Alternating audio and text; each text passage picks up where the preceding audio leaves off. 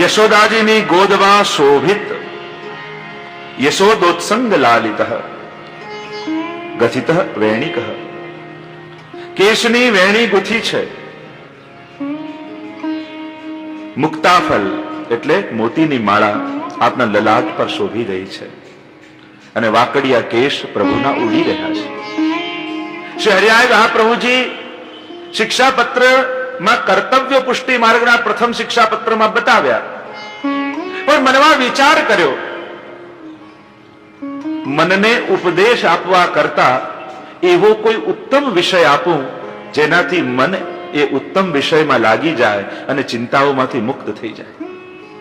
જો ઘણીવાર મનને બહુ સમજાવવા કરતા, જે નાનું બાળક નથી હોતું, રડતું હોય એટલે આપણે જોરથી કંઈક પછાડી, જો કીડી મરી ગઈ એટલે રડવામાં એને જે વાગ્યું હતું એનો દુખાવો ભૂલી જાય અને એને કીડી જોવામાં લાગી જાય અને એટલે રડવું ભૂલી જાય. એમ મનને બહુ ઉપદેશ આપવા કરતા કોઈ ઉત્તમ વિષય આગળ મૂકી દઈએ તો એ ચિંતાના વિષયો મન ભૂલી જાય અને ઉત્તમ વિષયમાં મન લાગી જાય. અને જગતમાં સર્વોત્તમ વિષય બીજો કયો છે?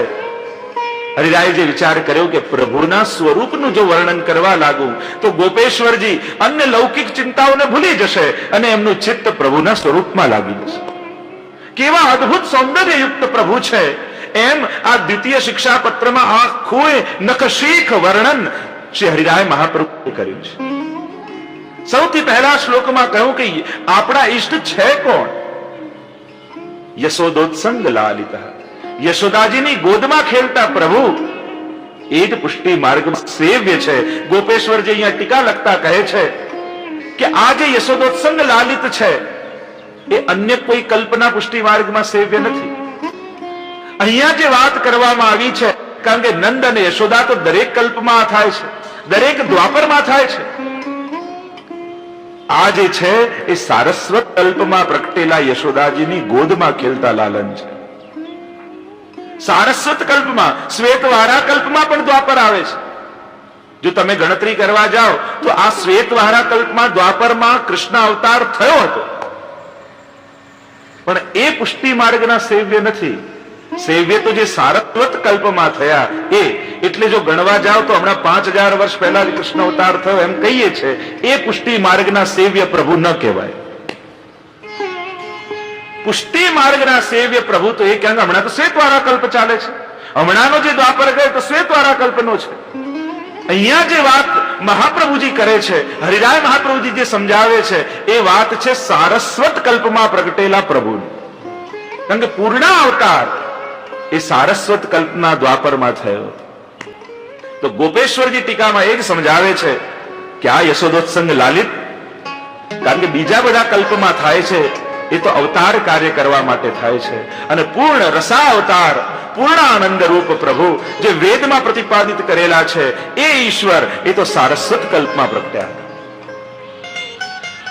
શ્રી હરિરાય મહાપ્રભુજી સમજાવતા કહે, વસુદેવજીને ત્યાં પ્રગટ્યા એ તો ધર્મ સ્વરૂપે પ્રગટ્યા, પણ યશોદાજીને ત્યાં પ્રગટ્યા એ પુષ્ટિ માર્ગના સેવ્ય એ ધર્મી સ્વરૂપે પ્રગટ્યા. વસુદેવજીને ત્યાં જે પ્રાગટ્ય છે એ તો અવતારે કાર્ય કરવા માટે થયેલું છે, પણ યશોદાજીને ત્યાં જે પ્રાગટ્ય છે એ વ્રજભક્તોને રસદાન કરવા માટે થયેલું પ્રાગટ્ય છે. અને એટલે જ ભાગવતજીમાં પણ જે કથા આવે છે વસુદેવજીને ત્યાંની પ્રાગટ્યની, તો મહાપ્રભુજી એમ પ્રમાણિત કરે છે કે બે જગ્યાએ સ્વરૂપ પ્રગટ થયું, એક વસુદેવજીને ત્યાં અને બીજું યશોદાજીને ત્યાં. ધર્મ સ્વરૂપે વસુદેવજીને ત્યાં દેવકીજીના ગર્ભથી પ્રગટ થયા અને ધર્મી સ્વરૂપે યશોદાજીને ત્યાં પ્રગટ થયા. અને જ્યારે વસુદેવજી પધરાવીને લાવ્યા ત્યારે ધર્મ અને ધર્મી સ્વરૂપ એકઠા થઈ ગયા.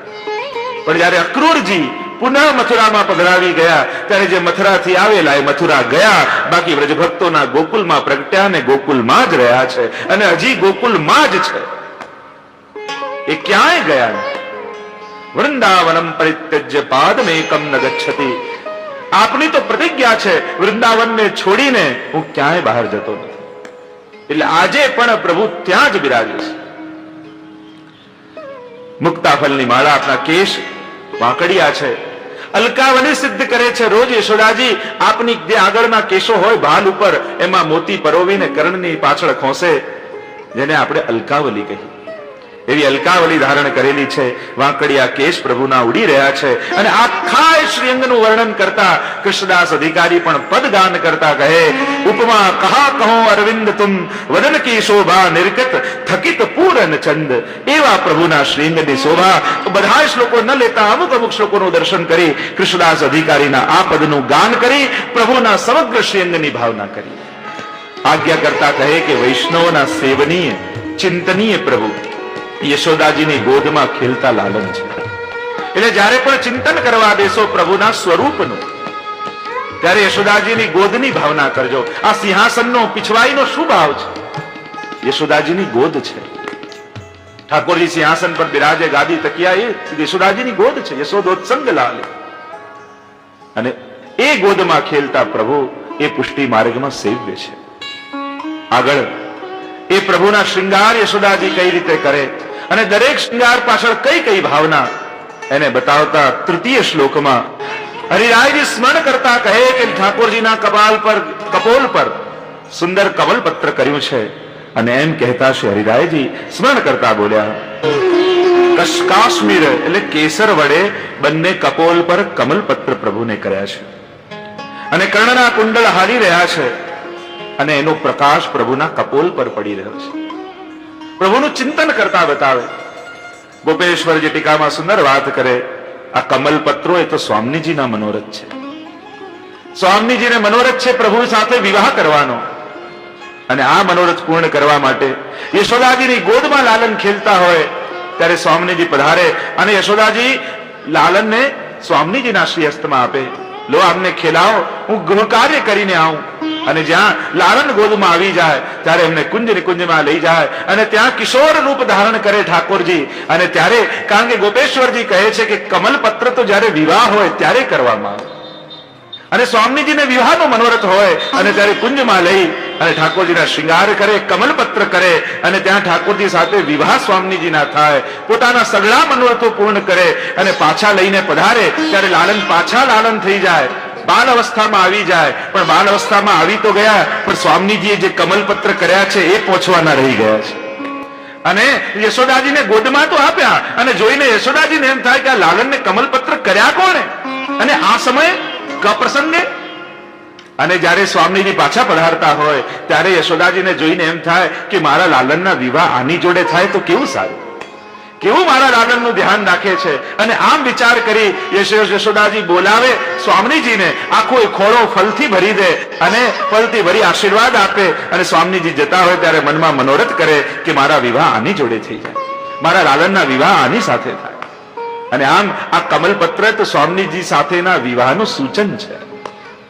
એમ શ્રી ગોપેશ્વરજી ટીકામાં લખે, ઠાકોરજીના કુંડળ કણમાં ધારણ કરેલા છે અને એના જડેલા મણિઓનો પ્રકાશ આપના કપોલ પર પડી રહ્યો છે.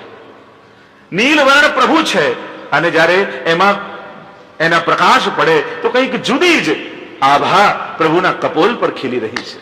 જ્યારે દર્શન કરો ને ત્યારે ધ્યાનથી ગોરધનનાથજીના દર્શન કરજો. જ્યારે મયુરાકૃત કે મકરાકૃત કુંડળ ધારણ કર્યા હોય ત્યારે એનો પ્રકાશ પ્રભુના કપોલ પર પડતો હોય છે. જાણે રસસાગર વહી રહ્યો હોય પ્રભુના કપોલ પર એમ લાગે. બે પ્રકારના કુંડળ પ્રભુ ધારણ કરે, પ્રાય એમ તો ઘણા પ્રકાર છે, પણ મકરાકૃત ને મયુરાકૃત આ બંને કોઈ ને કોઈ ગોપીજનોના ભાવરૂપ છે. એમ ગોપેશ્વરજી કહે, જે મકરાકૃત કુંડળ છે એ સ્વકીય ગોપીજનો છે એના ભાવરૂપ છે, અને મત્સ્યાકૃત કુંડળ છે એ પરકીય ગોપીજનોના ભાવથી છે. મકર આકારના પ્રભુ મગર આકારના કુંડળો ધારણ કરે, કારણ જલમાં કોઈ આવે અને મગર જો એનો પગ પકડી લે પછી કોઈ પણ કોશિશ કરીને છોડાવી ન શકે. એમ પ્રભુના કપોલ ઉપર, એ તો રસસાગર છે ને પ્રભુના કપોલ, અને એના ઉપર જેની દ્રષ્ટિ પડે એટલે રસસાગરમાં જે ડૂબ્યો એને કુંડળ કાંડમાં રહેલા મગરો એનો ચરણ પકડી લે પછી એ રસસાગરની બહાર ન નીકળી શકે. જ્યાં જેની દ્રષ્ટિ ભક્તની કપોલ પર પડી અને રસમત્ત બન્યો ત્યાં મગર એના ચરણ પકડી લે છે. બીજા છે મયુરાકૃત. મયુરાકૃત કુંડળ, જે મયુર એ સર્પનો દુશ્મન હોય અને આ સર્પ એ આપણા વિષયો છે. જે દર્શન કરવા આવે ને એની દ્રષ્ટિ મયુરાકૃત કુંડળ પર પડે તો એના વિષયોને આ મયુરો પકડીને અને એનાથી દૂર કરી દે છે. ત્રીજા મત્સ્યાકૃત પ્રકારના કુંડળો હોય છે. માછલી જેમ જલ વગર રહી ન શકે એમ જે ભક્તની દ્રષ્ટિ મત્સ્યાકૃત કુંડલ પર પડે એનું મન પણ મછલી જેવું થઈ જાય અને એ પણ પ્રભુના ચરણરૂપ રસસાગર વગર રહી ન શકે. પ્રભુના મુખરૂપ રસસાગરથી દર્શન કર્યા વગર, વંચિત રહ્યા વગર અને એને દૂર કરવામાં આવે તો જેમ માછલી તડપી તડપીને મરી જાય એમ ભક્ત પણ તડપવા લાગે છે. મીન રહત જલ આશ્રય કહ્યું, મીન જલના આશ્રય પર રહે છે. ત્યો શ્રી વિઠ્ઠલનાથ કે ચરણ કમલ ચિત લાય. હરિરાયજી વલ્લભ સાખીમાં પણ કહે છે જેમ માછલી એ જલ વગર રહી શકતી નથી એમ મારું મન પણ શ્રી વિઠ્ઠલનાથજી પ્રભુના ચરણારવિંદ વગર રહી ન જાય, રહી ન શકે એવું મારું મન બની જાય. આમ કુંડળની શોભાનું વર્ણન શ્રી હરિરાયજી સમજાવતા કહે અને એમને થાય કે ગોપેશ્વરજીનું ચિત્ત જો એમાં વિઠ્ઠલનાથજીના કુંડલ પર પડી જશે તો એમના મનમાં રહેલા શોકોનું હરણ થઈ જશે. આગળ પ્રભુના સ્વરૂપને સમજાવતા શ્રી હરિરાયજી કહે કે પ્રભુનું બ્રજમાં પ્રાગટ્ય સર્વ ભક્તોના નિરોધ કરવા માટે થયું છે અને એટલે જ દસમ સ્કંદની કથા એ નિરોધ કથા છે અને નિરોધનો અર્થ જ થાય પ્રપંચ વિસ્મૃતિ પૂર્વક ભગવદાસક્તિ નિરોધ. પ્રપંચની વિસ્મૃતિ કરવાની અને પ્રભુમાં આસક્તિ કરવાની. એકમાત્ર ઉદ્દેશ્ય દસમ સ્કંદની સમગ્ર લીલાઓનો છે. બીજો કોઈ પણ ઉદ્દેશ્ય દસમ સ્કંદમાં નથી એ મહાપ્રભુજી કહે છે. નિરોધ લીલા. આ જેટલી પણ લીલા પ્રભુએ કરી છે એનું કારણ એક જ, ભક્ત સંસારને ભૂલે અને એનું ચિત્ત મારામાં પરોવાઈ જાય, મારામાં ચિત્ત લાગી. અને એટલે જ પુષ્ટિ ભક્તિ છે ને, પુષ્ટિ લીલા છે ને, એટલે પ્રભુ એ પણ શરત નથી રાખતા કે ભક્ત સુધરીને મારી પાસે આવે. તામસ ભક્તો, રાજસ ભક્તો, સાત્વિક ભક્તો છે એટલે મહાપ્રભુ તો સમજાવે સ્વભાવ સંન્યતા ભાવો ન વૈ શક્ય કથમ ચન અતસ ત્રિવિધ જીવેશુ ત્રિવિધા ભગવત કૃતિ. જીવ એનો સ્વભાવ બદલી નથી શકતો. પ્રભુ કહે કોઈ વાત નહીં, હું 3 પ્રકારની લીલા કરીશ અને એટલે દસમ સ્કંદમાં તામસ લીલા, રાજસ લીલા અને સાત્વિક લીલા. પ્રભુ એ પ્રકારની લીલા કરે અને તામસ લીલા કરે એટલે તામસ ભક્તોનો નિરોધ થઈ જાય, રાજસ લીલા કરે એટલે રાજસ ભક્તોનો નિરોધ થઈ જાય, સાત્વિક લીલા કરે એટલે સાત્વિક ભક્તોનો નિરોધ થઈ જાય. પુષ્ટિ અને મર્યાદામાં એ જ ફરક છે. મર્યાદામાં ભગવાન એમ કહે કે સુધરીને આવે એ જ મારો, સારો એ જ મારો. ગીતામાં તો આખું લિસ્ટ પ્રભુએ આપ્યું, અનેક અનેક લિસ્ટ પ્રભુએ આપતા. યસ્માન નો દ્વિજતે લોકો લોકાન નો દ્વિજતે હર્ષામર્ષ વયોદ્વેજે મુક્તો સચમે પ્રિય સચમે પ્રિય સચમે પ્રિય. આમ આખું લિસ્ટ આપે છે પ્રભુ. આવો ભક્ત મને ગમે. એ મર્યાદા ભક્તિ.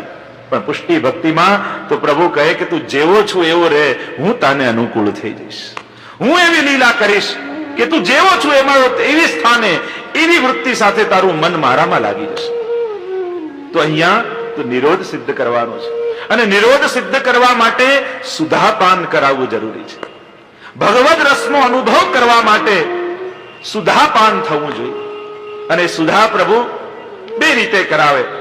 ત્યાં પ્રત્યક્ષ રીતે રાસમાં ગોપીજનોને અને બીજું વેણુગીત આદિમાં વેણુનાદ દ્વારા પોતાની સુધા એમાં પધરાવી અને વેણુના નાદ દ્વારા એ ભક્તોના કર્ણરંધ્રમાં સુધા આવે અને રોમ રોમમાં વ્યાપ્ત થઈ જાય અને આમ પ્રભુ પોતાના સ્વરૂપનું સ્થાપન ભક્તોમાં થાય. તો અહીંયા હરિરાયજીને થયું કે રાસમાં તો ગોપીજનોને સુધાનું પાન થયું અને પ્રભુએ પોતાના સ્વરૂપનું સ્થાપન કર્યું. વેણુનાદ દ્વારા પ્રભુ પશુ પક્ષીઓને પાન કરાવે. પણ આને નંદ અને યશોદાજીનું શું? એમને જો સુધા ન મળે, આ આધારની સુધા એમને ન મળે તો શું એમને સુધા પાન કર્યા વંચિત રહી જશે? એમને સ્વરૂપનો અનુભવ નહીં થાય? એમને ભગવદ રસનો અનુભવ કેવો થશે? તો આ વાત સમજાવતા શ્રી હરિરાય મહાપ્રભુજી લાલનના દર્શન કરી રહ્યા છે અને લાલનના દર્શન કરતા અબોધ અવસ્થામાં છે પ્રભુ, યશોદાજીની ગોદમાં ખેલી રહ્યા છે અને એના દર્શન કરતા લાલનના મુખમાંથી લાર સ્ત્રવી રહી છે. એવા લાલનના દર્શન કરતા હરિરાયજી આ શ્લોકમાં બોલ્યા, 5મ શ્લોકમાં, અને એનું વર્ણન કરતા હરિરાયજી કહે લાલા મિશા અધર રસ શ્રાવણ જ્ઞાન બોધક. પ્રભુ એવા અબોધ અવસ્થામાં છે અને નાના બાળકને તમે જુઓ તેના મુખમાંથી સતત લાર સ્ત્રવતી હોય. નાના બાળકના મુખમાંથી સતત લાળ સ્ત્રવ, તો પ્રભુના મુખમાંથી પણ લાળ સ્ત્રવી રહી છે અને સ્ત્રવતા સ્ત્રવતા થોડી પર આવી છે.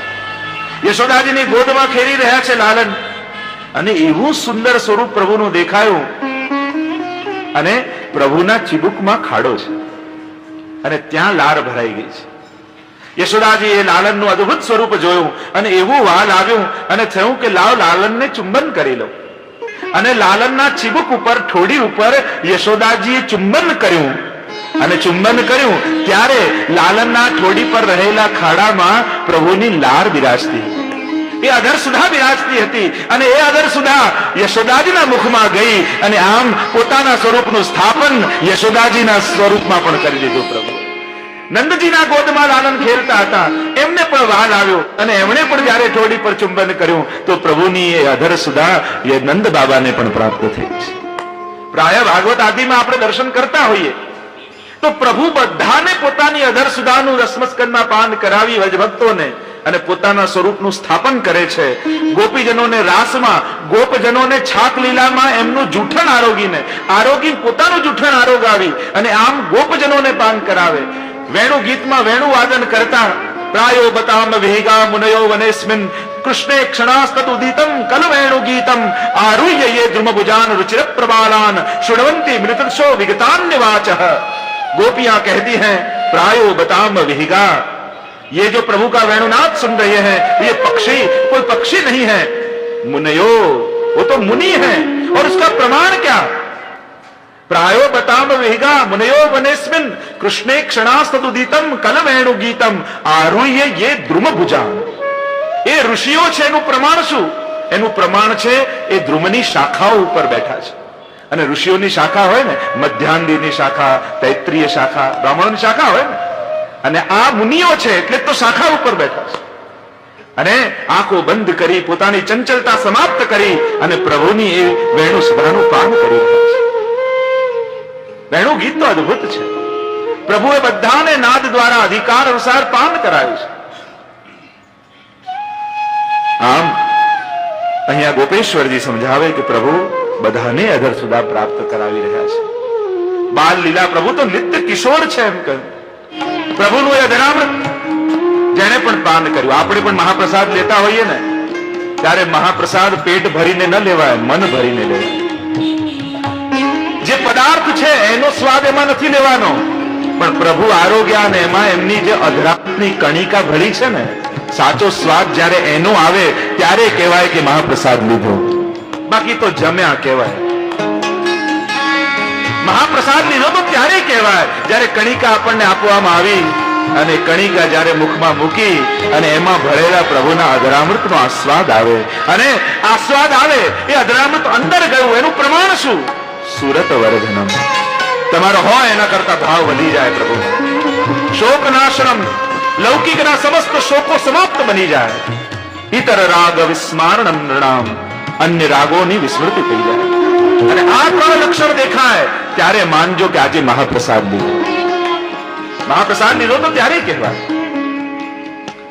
અહીંયા શ્રી હરિરાય મહાપ્રભુજી પ્રભુના સુંદર રીતે બાલ્ય સ્વરૂપનું વર્ણન કરતા આગળ હરિરાયજીની દ્રષ્ટિ પડી. યશોદાજીના ગોદમાં લાર સ્ત્રવતા પ્રભુ પોઢેલા છે. માં એમના પર વહાલ કરી રહ્યા છે અને હરિરાયજી જોઈને ચકિત થયા. આ લાલને શું કર્યું? પોતાના ચરણને ધીમે રહીને પકડી લાલને ચરણના અંગુષ્ઠને મુખમાં પધરાવી દીધું. અને આ દર્શન જે હરિરાયજીને થયા અને છઠ્ઠા શ્લોકમાં લખતા શ્રી હરિરાય મહાપ્રભુજી બોલ્યા,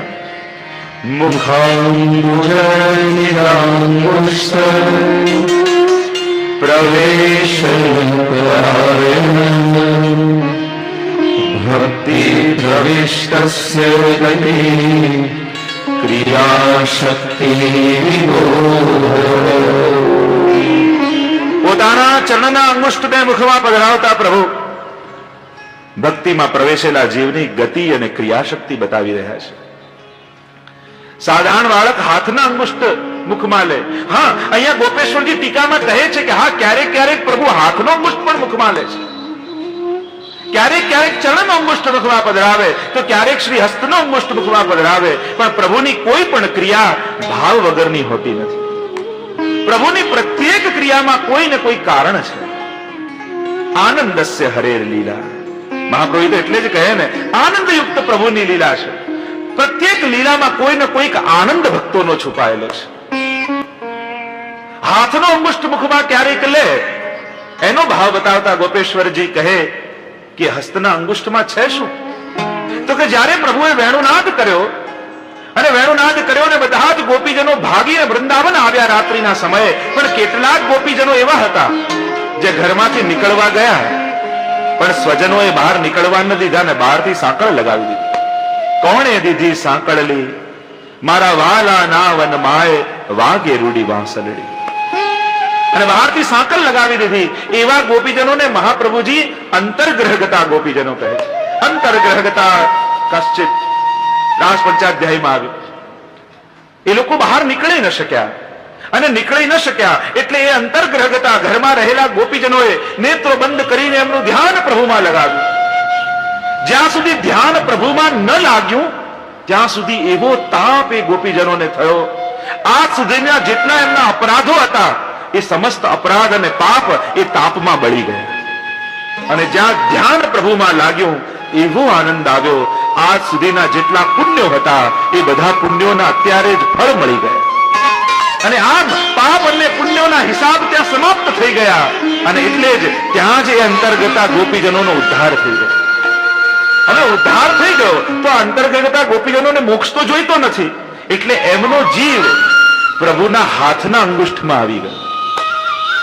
અને હસ્તના અંગુષ્ઠમાં એ અંતર્ગતા ગોપીજનો આવી ગયા અને ભાવ કરવા લાગ્યા કે રાસનું સુખ તો અમને મળવાનું નથી. આપના અદરામૃતથી અમે વંચિત રહી જઈશું પ્રભુ. બ્રજમાં અમારું પ્રાગટ્ય થયું અને પ્રાગટ્ય લીધા પછી પણ અમે આપના અદર સુધાનું પાન ન કરી શકીએ. પ્રભુ આપ કૃપાલુ છો. આપ કોઈ પણ ભક્તના મનોરથોને બાકી નથી રાખતા. આપ અમારો પણ મનોરથ પૂરો કરો. અને આમ જ્યારે અંતર્ગતા ગોપીજનોએ વિનંતી કરી ત્યારે પ્રભુએ એમનો મનોરથ પૂરો કરવા માટે હસ્તના અંગુષ્ઠને મુખમાં પધરાવી દીધો. અને આમ અંતર્ગતા ગોપીજનોને પણ પોતાની અધર સુધાના રસપાન કરાવી દીધું. બીજી ક્રિયા પ્રભુ કરે છે, ચરણના અંગુષ્ઠને મુખમાં પધરાવે. પ્રાય આપણે સ્તોત્રમાં પણ બોલતા હોઈએ છીએ ને, કરાર વિંદેન પદાર વિંદમ મુખાર વિંદે વિનિવેશયંતમ. માર્કંડે ઋષિને આજે દર્શન થયા છે. વડના પત્તા ઉપર પડેલા પ્રભુ પોતાના ચરણના અંગુષ્ઠને મુખમાં પધરાવે છે. અનેક અનેક ભાવ એના પણ બતાવ્યા. પહેલો ભાવ એ બતાવ્યો કે પલ્લામાં પડતા પ્રભુ જ્યારે ચરણના અંગુષ્ઠને મુખમાં પધરાવે અને ત્યારે અનેક અનેક ભક્તોના ચિત્ત મન અનેક અનેક ભક્તો પ્રભુના ચરણારવિંદમાં પ્રાપ્ત થયેલા છે.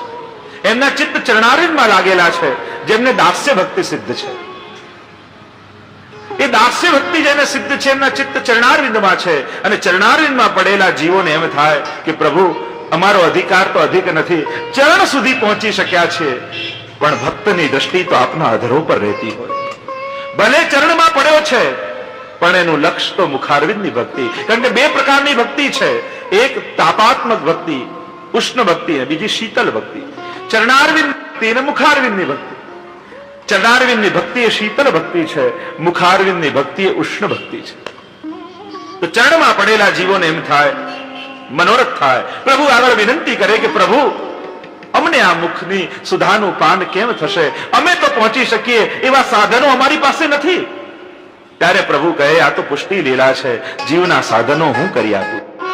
અને પોતે જ એ ચરણારવિંદને પકડી પોતાના મુખમાં અંગુષ્ઠ આવી ચરણમાં પડેલા જીવોને અધરામૃતનું દાન કરી દે છે.